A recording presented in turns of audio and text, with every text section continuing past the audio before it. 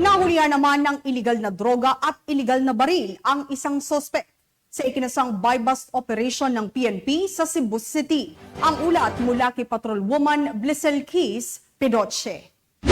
Sa kulungan ang bagsak na isang lalaking nahulihan ng baril at ilang pakete ng hinihinalang shabu sa isinagawang buy-bust operation sa Sitio Silangan 1, Barangay Tinago, Cebu City, dito lamang makaraan. Kinilala ni Police Major Efren de la Cruz Diaz Jr., Station Commander ng Police Station 3, Cebu City Police Office ang suspect na si Bagyo, 32 anyos at residente ng Arellano Boulevard, Barangay San Roque, Cebu City.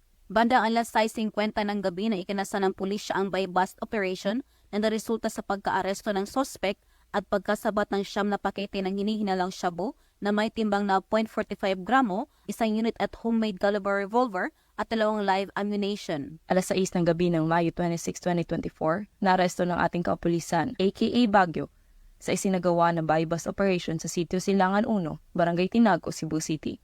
Nakumpiska mula sa suspect ang 0.45 na gramo ng iligal na droga na nagkakahalaga ng 3,060 pesos. Samantala, nasa kustodiya na ngayon ng Police Station 3 ang suspect para sa dokumentasyon at tamang disposisyon na kung saan mahaharap ito sa kasong paglabag sa Republic Act 9165 o Comprehensive Dangerous Drugs Act of 2002 at Republic Act 10591, Comprehensive Firearms and Ammunition Regulation Act. Kapulisan ng Waterfront Police Station 3 na pinamumuluhan ng aming butihing station commander na si Police Major Efren de la Cruz Diaz Jr. at sa kabuuan ng Cebu City Police Office na pinamumuluhan ng aming City Director na si Police Colonel Ereneo Bacarinas Dalugdog ay naghihikayat na mas talakasin pa natin ang ugnayan sa komunidad upang makipagtulungan sa pagsubok na dala ng iligal na droga at pagtugon sa mga isyu kaugnay nito.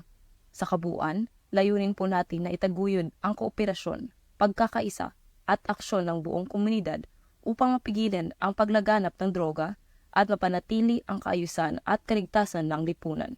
Maraming salamat po. Ang Cebu City PNP ay walang humpay sa pagsasagawa ng iba't ibang operasyon upang hulihin ang mga taong sangkot sa paggamit at pagtutulak ng droga dahil sa bagong Pilipinas, gusto ng pulis, ligtas ka. Mula dito sa Cebu City, ako yung Police News Network Correspondent, Patrolwoman Blessel Keys Pedoche, alagad ng batas, tagataguyod ng Balitang Pulis. Maraming salamat, Patrolwoman Pedoche.